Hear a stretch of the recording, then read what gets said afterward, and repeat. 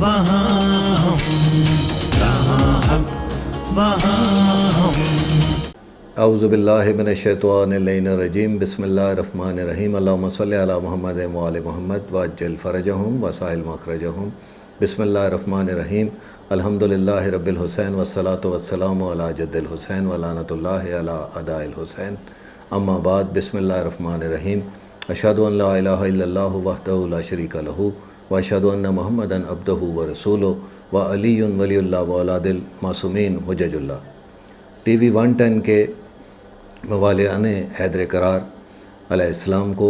اور جتنے مومنین و مومنات، مسلمین و مسلمات ہمارے سامعین، اس وقت ہمیں 18 ذی الحج کے عظیم الشان دن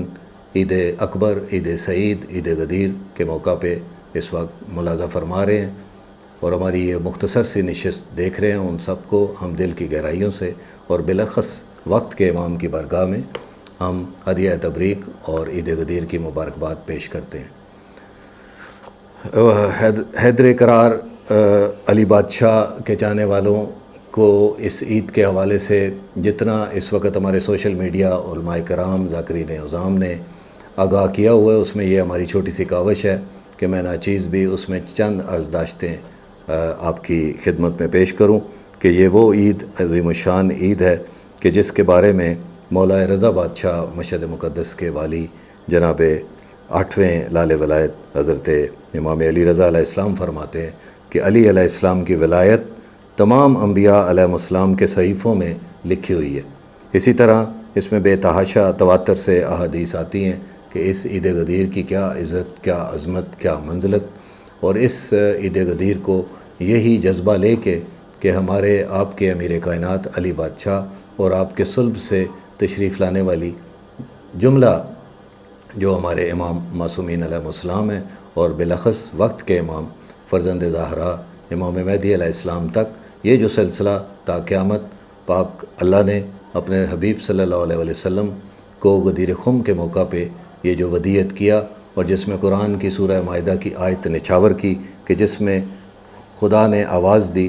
بسم اللہ الرحمن الرحیم، اے رسول جو حکم تمہارے پروردگار کی طرف سے تم پر نازل کیا گیا ہے پہنچا دو، اور اگر تم نے ایسا نہ کیا تو سمجھ لو گویا آپ نے اس کا کوئی پیغام ہی نہیں پہنچایا۔ میں قربان جاؤں اس حبیب صلی اللہ علیہ وسلم کی عزت و عظمت اور منزلت پہ کہ جس کو قرآن میں کہیں یا یوحل مزمل، کہیں یاسین، کہیں طٰہٰ، اور کہیں خدا اس کی راتوں کی عبادتوں کو، اس کے قیام کو، اس کو سجود کو، اس میں خدا یہ اللہ اپنے حبیب سے یہ فرماتا ہے کہ میرے حبیب اپنی عبادت کم کرو، اتنی زیادہ ریاضت مت کرو۔ لیکن یہاں پہ آپ نوٹ کر رہے ہوں گے کہ اس خدا کی آیت میں جو جبرائیل امین علیہ السلام لے کے آئے خطبہ حجۃ الوداع کے وقت 10 ہجری کا یہ سن تھا۔ اتفاق سے یہ جو 18 ذی الحج ہے یہ بھی سوموار کے دن ہے، اور اسی سوموار والے دن تقریباً تاریخ میں مختلف اعداد کے ساتھ لیکن 1,20,000 کی وہ تعداد تو موجود ہے جو بہت ساری کتابوں میں ہے کہ یہ تمام حجاج کرام اب اپنا حج مکمل کر چکے تھے، اور پاک رسول صلی اللہ علیہ وسلم کو اللہ کی طرف سے جبرائیل امین علیہ السلام نے گویا یہ وحی کی، اور یہ وحی ایک توبیہی انداز میں تھوڑی سی سخت وحی کی اس پاک رسول صلی اللہ علیہ وسلم کے لیے کہ جس کے لیے خدا ہمیشہ سے ایک مخصوص الفت و محبت کی منازل طے کرتے کرتے گفتگو فرمایا کرتے تھے۔ گویا یہاں پہ وہ پاک رسول صلی اللہ علیہ وسلم جنہوں نے یہ رسالت کا کار خیر انجام دیتے ہوئے کتنی تکالیف اٹھائیں، اپنے وطن سے ہجرت کی، زخمی ہوئے، پتھر کھائے، لوگوں کی عجیب و غریب باتیں سنی، بے تحاشا اس میں واقعات آپ کی نظر میں ہیں، لیکن خدا نے یہ کہہ کے کہ گویا آپ نے وہ جو سرکاری طور پہ باضابطہ طور پہ جب تک یہ اعلان نہ فرمایا تو گویا آپ نے اپنا کار رسالت مکمل ہی نہیں کیا۔ تو عزاداران اور موالی حیدر کرار ٹھیک 70 دن پاک رسول صلی اللہ علیہ وسلم کی رحلت کو جب گزرتے ہیں اس خطبہ حجۃ الوداع کے بعد، تو 70 دن کے بعد ہی یہی ہمارے مسلمان، یہی بے تحاشا اصحاب کرام رضوان اللہ تعالیٰ علیہ مجمعین جو اس وقت انہی حاجیوں کے ساتھ موجود تھے، خدا جانے تاریخ میں ایسا کیا ہوا کہ وہ رسول پاک صلی اللہ علیہ وسلم کی اس ساری حدیث کو یا انہوں نے بھلا دیا یا یکسر فراموش کر دیا، یا اس میں وہی بات ہے کہ علی بادشاہ اور علی بادشاہ کے صلب سے آنے والے پاکوں کی کوئی ایسا تعصب تھا، کوئی ایسا حسد تھا کہ اس کے بعد تاریخ میں وہ جو وصی تھا، وہ جو جانشین رسول صلی اللہ علیہ وسلم تھا، وہ جو رسول پاک صلی اللہ علیہ وسلم کا حقیقی خلیفہ تھا، اس کی خلافت کو یکسر فراموش کیا گیا۔ سلام ہے اس علی بادشاہ کے اوپر کہ جس کا نام نامی ہی ایسا ہے کہ جس میں اس علی بادشاہ نے 25 سال تک پھر اس پہ بھی صبر کیا اور اس دین مبین کو ہمارے تک اس طریقے سے لے کے آئے کہ اس کے بعد پاک حسین بادشاہ، پاک امام حسن بادشاہ اور جملہ معصومین علیہ السلام نے وہ قربانیاں دیں کہ جس سے آج یہ خالص سچا دین ہمارے سامنے ہے۔ لیکن اس کی اساس، اس کی بنیاد یہی ولایت علی علیہ السلام ہے۔ میں نے شروع میں اسی لیے شہادت کی منزل پہ وہ 3 جملے پڑھے کہ جب آپ خدا کی گواہی دیتے ہیں اور اس کے بعد رسول اعظم صلی اللہ علیہ وسلم کی گواہی دیتے ہیں تو ان 2 گواہیوں کے ساتھ جب تک آپ تیسری گواہی نہیں دے دیتے تو آپ کا گویا یہ جو سلسلہ ہے دین کا، جو خالصتاً آپ کو مومن کے درجے پہ لے کے جاتا ہے، وہ مکمل نہیں ہوتا۔ وہ لوگ جو اس عظیم دن، اس عظیم جو معصومین علیہ السلام کے فرامین کی روشنی میں امام جعفر صادق علیہ السلام، امام علی رضا علیہ السلام اور دوسرے ائمہ ترین علیہ السلام کے فرامین آن ریکارڈ موجود ہیں کہ جس میں یہ ہمارے عقیدے کی اساس ہے اور یہ ہمارے عقیدے کی ایک بنیاد ہے، ایک جڑ ہے، ایسی جڑ ہے کہ جس کے بغیر ہماری تمام عبادات کا بھی کوئی ثمر نہیں ہے۔ اور اس میں ایک وہ واقعہ بڑا مشہور وہ ملتا ہے، تفسیر امام میں اس کا ذکر ہے کہ پاک رسول صلی اللہ علیہ وسلم نے فرمایا کہ اے لوگو، ایک شخص ہوگا تم میں جو بے تحاشا نمازیں پڑھتا ہوگا، بے پناہ روزے رکھتا ہوگا، اس نے پیدل حج کیے ہوں گے اور وہ میدان جنگ میں مارا بھی جائے گا، مگر آسمان سے اس کے یہ اعمال لے جانے والے فرشتے اس کے اعمال ہی لے کے نہیں جائیں گے۔ اس وقت زمینی فرشتے ان آسمانی فرشتوں سے جو یہ اعمال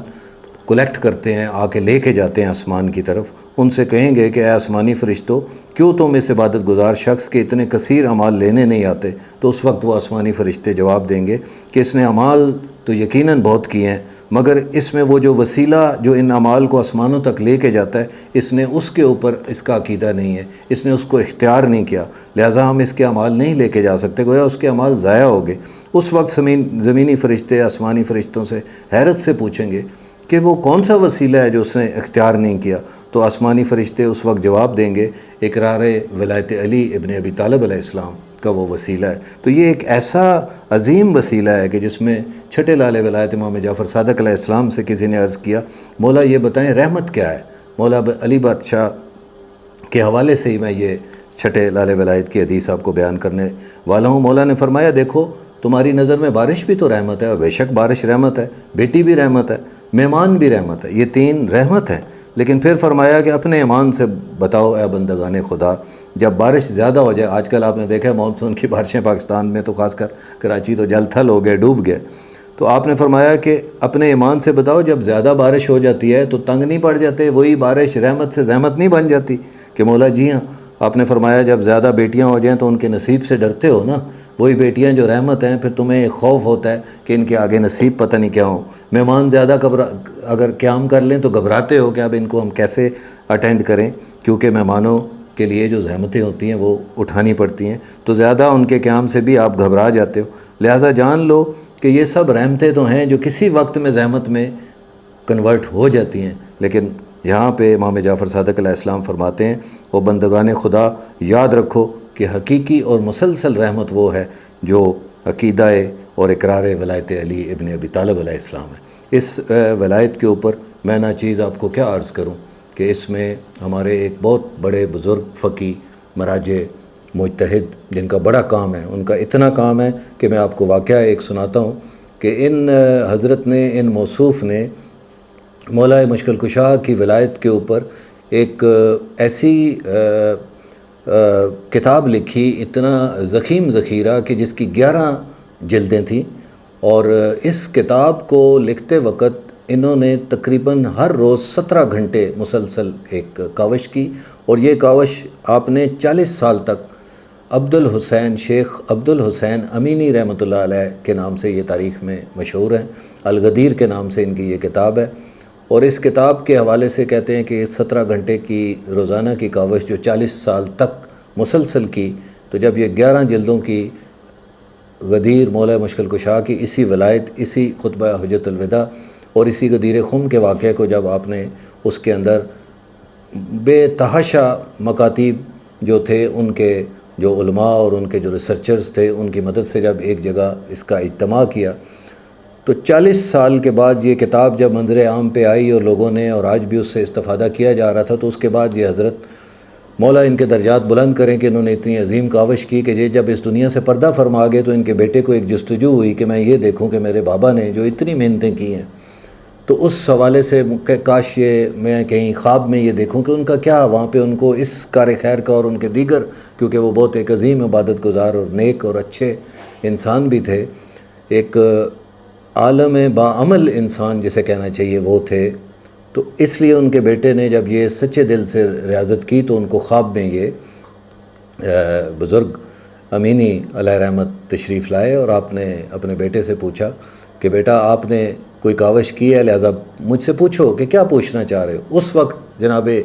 امینی علیہ رحمت سے ان کے بیٹے نے پوچھا کہ بابا آپ نے وہ جو 40 سال روزانہ 17 گھنٹے آپ ایک کتاب کے اوپر کوشش کرتے تھے، اور آپ بتاتے تھے موالایان حیدر قرار، آپ کاوش دیکھیں، محنت دیکھیں کہ اس کے اندر خود علامہ امینی علیہ رحمت بتاتے ہیں کہ میں نے 10,000 کتابوں کو اے سے زیڈ تک پہلے اس میں مطالعہ کیا، اور 1,00,000 وہ کتابیں تھیں جن کی میں نے سرسری ورق گردانی کی، تو کتنی ضخیم اور کتنی پائیدار ان کی ریسرچ تھی۔ اس ریسرچ کے بعد آپ نے کہا کہ جب یہ میں نے کتاب ترتیب دی تو اس کا پہلا جو مجھے اجر ملا، کیونکہ میں 2 کام کرتا تھا، 2 روایات ہیں ان کے خواب کے بارے میں جو آپ نے اپنے بیٹے کو بتایا، اس میں آپ نے کہا کہ میرا بیٹا مجھے 2 میرے بڑے کاموں کے ایسے اجر ملے کہ جب میں قبر کی منزل پہ پہنچا، میں قبر میں تھا اور قبر کا اندھیرا اور گھٹن اور وہ چند ساعتوں کے لیے میرے اوپر آئی، گویا میں محسوس کر سکوں کہ قبر کا حال دراصل میں ہوتا کیسا ہے، لیکن اس کے بعد میرے 2 اعمال تھے کہ جن کی وجہ سے ایک دم سے میری قبر بقائے نور بن گئی، اس کے اندر ایک ایسا نور سطح ہوا اور اس قبر میں ایسی فراغی ہوئی اور وہ ایک مانند پیلس یا محل بن گئی۔ اور اس وقت میں نے وہاں سے پوچھا کہ یہ کون سی ہستی اس وقت تشریف لا رہی ہے، تو اس وقت مجھے انہوں نے کہا کہ وہ امینی علیہ رحمت جس علی بادشاہ کے لیے آپ نے غدیر نامی کتاب 11 جلدوں کی لکھی تھی اور اتنی 40 سال ریاضت کی، 17 گھنٹے اس کے بعد آپ نے جو قلم اٹھائے، تو اس کا یہ صلہ پاؤ کہ آج آپ کا اس قبر کے اندر علی بادشاہ آپ کی اور آپ ان کی زیارت کے لیے یہ آپ کو منزلت مل رہی ہے۔ اور اس کے بعد آپ نے کہا کہ اس وقت کی میں وہ خوشبو اور وہ میں محسوس نہیں کر سکتا، اپنے بیٹے کو آپ فرما رہے ہیں، آپ نے کہا کہ دوسرا مرلہ میرے پر وہ آیا کہ جب علی بادشاہ کی زیارت ہوئی اور ایک عظیم بلیسنگ سے جب میں سرفراز ہوا، تو اس کے بعد ایک دم سے میری قبر میں اب ایک ایسا نور سطح ہوا کہ جس کو میں دیکھ کے یہ پریشان ہو گیا کہ میں اس نور کی کیا خوبی بیان کروں کہ اس نور کی کیا خوبی ہے۔ اور جب میں نے اس نور کو دیکھا اور جب اس کی خوشبو کو پایا تو میں نے ایک دفعہ پھر استفسار کیا کہ اے فرشتوں اب مجھے بتاؤ کہ اب یہ میرا محل جو ہے یہ ایک دم سے دوبارہ سے اتنا خوبصورت موتیوں سے اور زمرد و لال و جواہر اور کیسے کیسے عنبر و کستوری کی خوشبوؤں اور کیسی ایک نایاب خوشبوؤں سے یہ جو مہک اٹھا ہے، تو اب کی بار کون سی ہستی تشریف لاتے ہیں؟ تو انہوں نے کہا کہ امینی علیہ رحمت یاد کرو کہ آپ روزانہ زیارت مولا حسین بادشاہ پڑھتے ہوتے تھے، اپنے مولا و آقا کو یاد کرتے تھے، تو امینی اب اپنی خاطر جمع کرو کہ اس وقت کربلا کا نواب امام حسین علیہ السلام یہ تشریف لا رہے ہیں آپ کو اپنی بلیسنگز دینے۔ آپ کو اور مولا امام حسین علیہ السلام جب تشریف لائے تو آپ نے فرمایا کہ اے امینی آپ نے ہمارے لیے روزانہ زیارت کا انتظام کیا، تو یہ حسین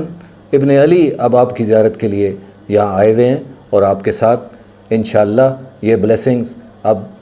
سارے جو آگے آپ کی منازل ہیں اور میدان حشر تک آپ کے ساتھ رہیں گی۔ اور اس وقت یہ جو دوسری روایت ملتی ہے ان کی اسی کتاب کی عزت و عظمت کے اوپر کہ جس کے اندر آپ نے بنیاد جو ہے غدیر خم کے اس واقعے اور مولا مشکل کشا کی ولایت کو ٹھہرایا تھا، تو اس میں وہ کہتے ہیں کہ ایک جگہ وہ ان کا بیٹا کہتا ہے کہ میں خواب میں دیکھتا ہوں کہ بہت سارے عاشقان علی و بطول علیہ السلام جو ہیں وہ ایک صف آراں ہیں اور حوض کوثر پہ علی بادشاہ اپنے ہاتھوں سے ایک کاسا کے ساتھ انہیں جام کوثر پہ لا رہے ہیں۔ اب اس میں محبین اور شیعان کی ایک لمبی لائن ہے، تو میں دیکھتا ہوں کہ میرے بابا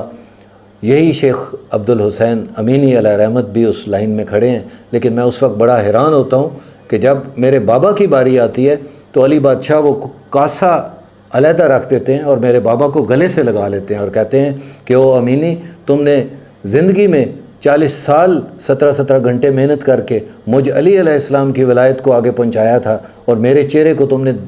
دنیا کو جس چہرے کو دیکھنا عبادت ہے اس کو روشن کرنے کی صحیح کی تھی۔ میں علی اللہ کی بارگاہ میں تمہیں دعا دیتا ہوں آمینی کہ خدا تمہیں بہشت کی اوپر والی جو منازل ہیں اور جو بلند جو منازل بہشت ہیں اس کے اندر خدا تیرے چہرے کو اسی طرح نور سے بھر دے، تیرے چہرے کو اسی طرح شاداب کرے جیسے تو نے مجھے کیا۔ اور اس پہ علی بادشاہ نے بس نہیں کیا، باقی لوگوں کو کاسا کے ساتھ حوض کوثر پلا رہے تھے، آپ نے کہا آؤ امینی یہ دیکھو تمہارے لیے اس منزلت کا، اس عظیم کار خیر کا میں علی یہ اجر دے رہا ہوں کہ آؤ میں اپنے دونوں ہاتھوں سے، اے بزرگ محترم میں آپ کو اپنے دونوں ہاتھوں سے، وہ بیٹا کہتا ہے کہ میں دیکھتا ہوں کہ علی بادشاہ اپنے ان 2 ہاتھوں سے کہ جن کے بارے میں وہ ایک مشہور حدیث ہے کہ منبر کوفہ کا تھا کہ جس میں علی بادشاہ جو ہیں وہ خطبہ ارشاد فرما رہے تھے، اور اس خطبے میں جب وہ آیت آئی کہ جس میں علی بادشاہ نے وہ آیت جب پڑھی کہ خدا نے جو ہے جناب آدم علیہ السلام کو اپنے 2 ہاتھوں سے بنایا، تو ایک بندہ کھڑا ہوا کہ اے علی مشکل کشا یہ بتائیں کہ وہ 2 ہاتھ اللہ کے 2 ہاتھ بھلا کیسے ہوئے؟ تو آپ نے اس وقت اپنی عبائے طیب و پاک سے وہ دونوں ہاتھ باہر نکالے اور کہا کہ یہ وہ میرے 2 ہاتھ ہیں جس نے آدم کو خلق کیا۔ تو عزاداران کتنی عظمت کی بات ہے، موالیان حیدر کرار کتنی عزت کی شرف کی بات ہے کہ عقیدہ ولایت علی کے ساتھ مستحکم و مربوط رہ کے اپنے بچوں کو، اپنی اس نسل کو 2 یا 3 ہی چیزیں ہماری جو کہ ہم اپنی اس آنے والی جنریشن کو دے سکتے ہیں کہ اس عزاداری حسین بادشاہ پہ ہمیشہ مستحکم و مربوط رہیں، وقت کے امام کے انتظار کے لیے اپنے آپ کو تیار رکھیں، اور عقیدہ ولایت علی علیہ السلام کہ جس کے لیے تمام ائمہ پاک رسول صلی اللہ علیہ وسلم سے لے کے معصومین علیہ السلام سے پاک بی بی زہرا سلام اللہ علیہ اور مولا امام باقر علیہ السلام کی وہ مشہور حدیث جس میں مولا جو خود کربلا کے راوی بھی ہیں، خود کربلا کے اندر وہ تمام ستم آپ نے اپنے اوپر برداشت بھی کیے اور ملاحظہ بھی فرمائے کہ اس مولا امام باقر علیہ السلام کی یہ حدیث ہے کہ ولایت علی علیہ السلام ہی وہ عقیدہ تھا کہ جس کی وجہ سے کربلا برپا ہوئی۔ عزاداران اس پاک طیب ہاتھوں سے یہ عظمت، یہ معراج، یہ منزلت ملی ان ہمارے امینی علیہ رحمت کو کہ جس میں وہ جام کوثر علی بادشاہ کے ہاتھوں سے انہوں نے سیراب ہوا۔ مولا مشکل کشا کے صدقے، اس عظیم عید سعید کے صدقے ہمیں اس کی برکات اور اس کے صحیح جو جوہر ہے اس تک پہنچنے کے لیے خدا ہمیں اور توفیقات دے۔ میرے پاس ایک پوری یہ کتاب ہے جو کہ 3 عظیم ہستیوں کے انقلابی خطبے کے نام سے یہ میں سامنے کر رہا ہوں تاکہ یہ دیکھی جا سکے۔ اس کتاب کے اندر پاک بی بی، سچی بی بی صادق علیہ السلام کی، صادقہ بی بی کا ایک خطبہ ہے، خطبہ فدق، اور اس کے بعد پاک کماری ملکہ شام کا خطبہ ہے، خطبہ شام، اور اسی کے اندر خطبہ غدیر ہے۔ موالیان حیدر کرار علیہ السلام اس خطبہ غدیر کو اگر صحیح سیاق و سباق کے ساتھ آپ پڑھیں گے تو آپ اس وقت اس نتیجے پہ پہنچیں گے کہ دراصل دین اسلام دین مبین، اور اگر کوئی شخص جب اپنے آپ کو مومن کہتا ہے تو وہ مومن ہو ہی نہیں سکتا جب تک وہ عقیدہ ولایت علی علیہ السلام کے اوپر مستحکم و مربوط نہ رہے۔ آج کے دن 18 ذی الحج کے دن اتنی عزتیں اور عظمتیں دی جا رہی ہیں۔ چھٹے لال ولایت فرماتے ہیں کہ آج سے بڑی عید کوئی عید محمد و آل محمد کی کتابوں میں نہیں ہے، اور اس عید والے دن صرف آپ قربتاً اللہ ایک غسل کریں گے تو آپ کے گناہ جھڑ جائیں گے۔ اس دن آپ کسی مومن کو اس شاداں و فرحاں جذبے کے ساتھ ملیں گے کہ آج ہمارے اور آپ کے مولا امیر المومنین علیہ السلام اور آپ کے فرزندان اور آپ کی صلب سے آنے والے اماموں کی بادشاہت، جانشینی اور خلافت کا اعلان ہوا تھا۔ تو اس جذبے کے تحت آپ کا مسکرا دینا بھی عبادت میں لکھا جائے گا۔ اگر آپ 1 درہم و دینار، ڈالر و پاؤنڈ، روپیہ